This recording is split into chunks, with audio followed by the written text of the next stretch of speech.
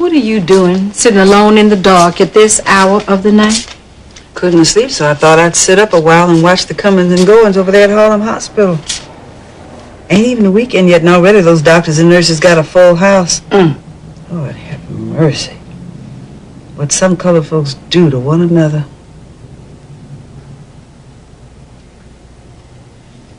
What you doing up?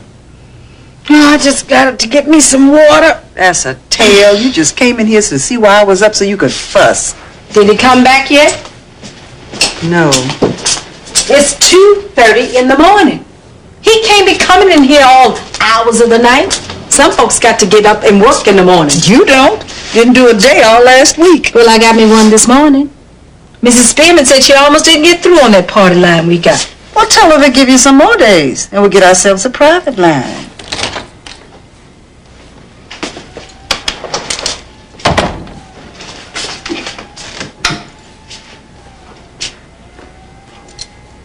Hello? Miss Elizabeth? Miss McGrath? How are you? I'm fine. And it is morning. Miss Elizabeth? Good morning, husband. It is very late. Yes, ma'am. I ain't mean to wake nobody. You didn't wake me. Oh, Miss Elizabeth, she been the one sitting keeping guard at the window all night.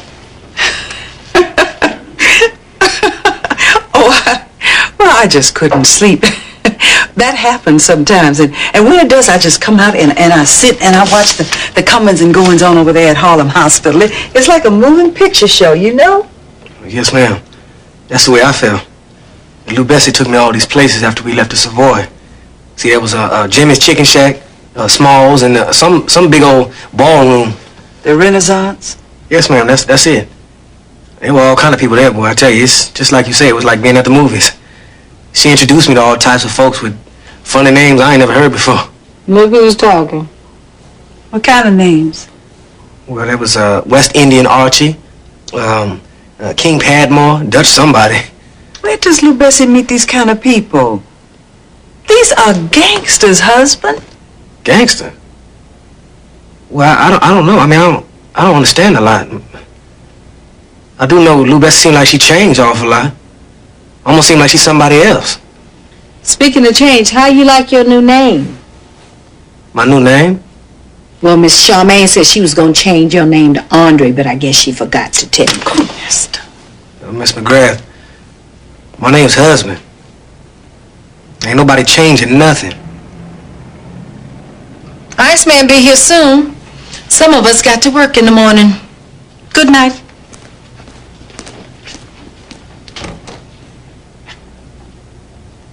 I ain't mean to talk bad to Miss McGrath, Miss Elizabeth.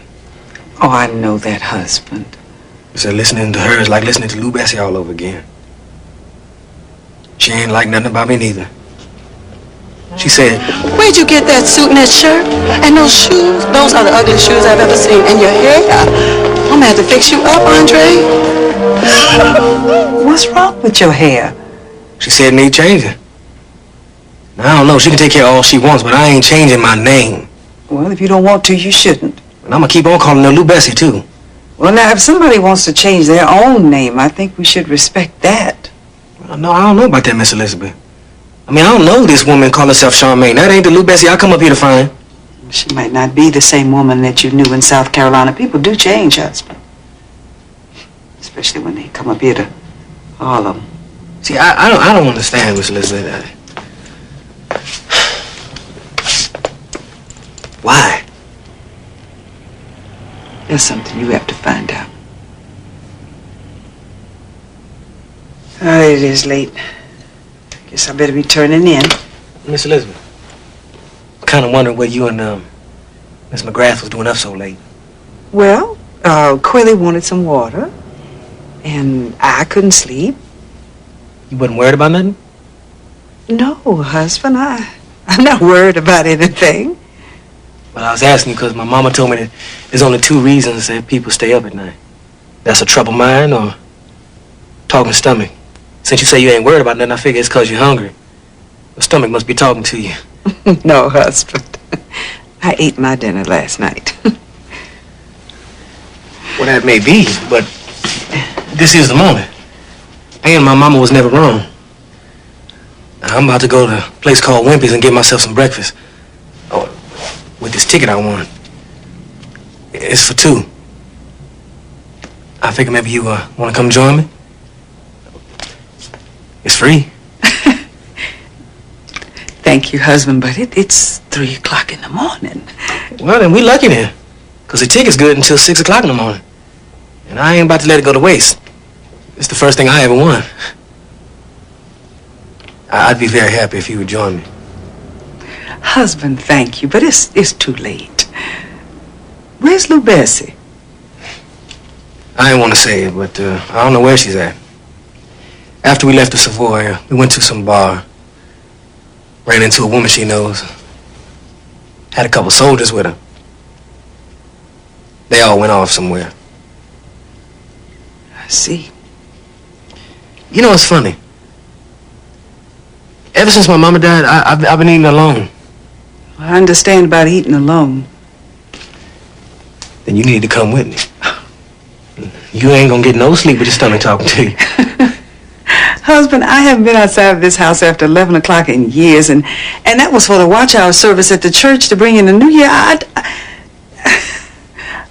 don't know what it looks like out there this time of night.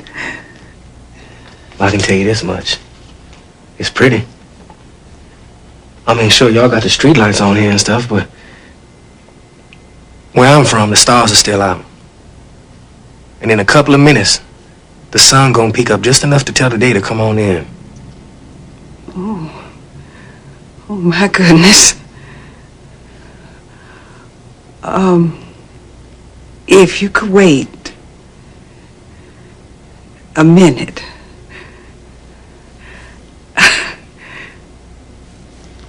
I'll get a sweater. Yes, ma'am. I can wait. Husband. Now, we don't want to wake up Miss Quilly because she would have a fit. And we don't want that. Oh, no, ma'am. We don't want that.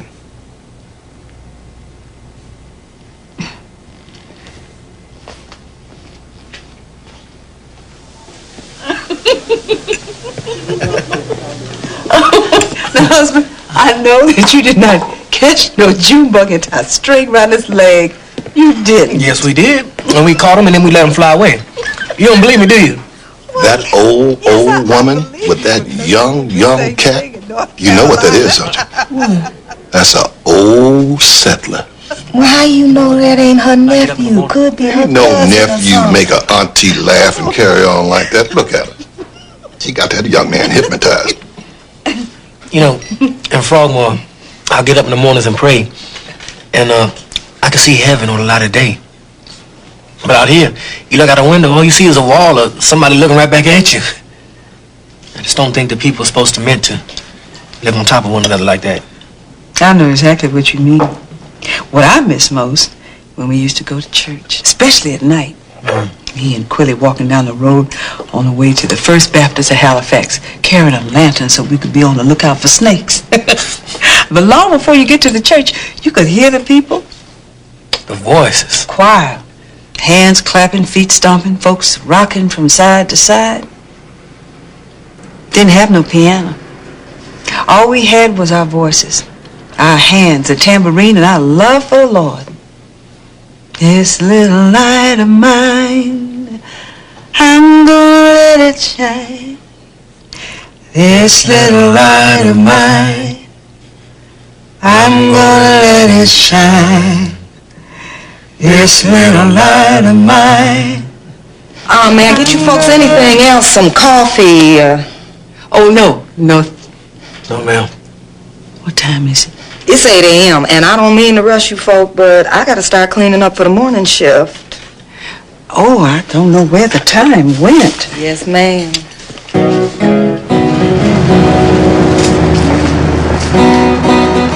They make good breakfast, don't they? Oh, they do. And I ate too much. Oh, goodness. I sure hope Quilly's not up. I don't feel like he in her mouth. Shouldn't have to. I mean, we both grown folk. My mama's gone and Your mama's gone, so should nobody tell us what we can and can't do.